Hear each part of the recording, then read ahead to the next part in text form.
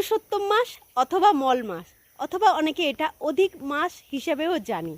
তো এই মাসের অনেক মাহাত্ম্য আছে, কারণ এই মাসে আমরা অনেক বেশি পূজা আর্চা, হোম যজ্ঞ অথবা তর্পণ এসব সমস্ত করতে পারি খুব বেশি বেশি করে। এটা হচ্ছে আধ্যাত্মিক একটা মাস।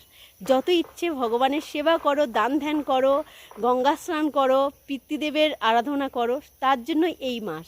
তো অনেকে জানে এই মাসটা হচ্ছে খুব অশুভ একটা মাস, তো সেইভাবেই চলে। কিন্তু সবথেকে পবিত্র মাস হিসাবেই এটাকে গণ্য করা হয়েছে, কারণ হচ্ছে আমাদের ভগবান বিষ্ণুদেব এই মাসের অধিপতি বলতে পারো।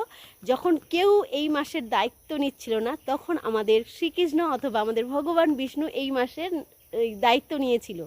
তো যাদের মধ্যে এটা আছে, যাদের মেন্টালিতে এটা আছে যে এই মাসটা খুবই অশুভ একটা মাস, মল মাস হিসেবে অনেকে জানে, কারণ হচ্ছে এখানে কোনো এই মাসে কোনো শুভ কাজ করা হয় না।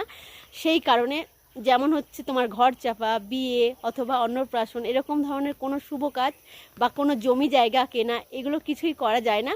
কারণ সূর্যদেব এই মাসে কোনো রাশিতে গমন করে না, এটা যেহেতু বাড়তি মাস তার জন্য। তো এই যে তোমাদের ধারণা অনেক মানুষদের আছে, সেটা থেকে বেরিয়ে এসো এবং এই মাসে অনেক অনেক বেশি পূজা আর্চা করো যারা ভগবানকে পেতে চাও। চলো, টাটা, রাধে রাধে।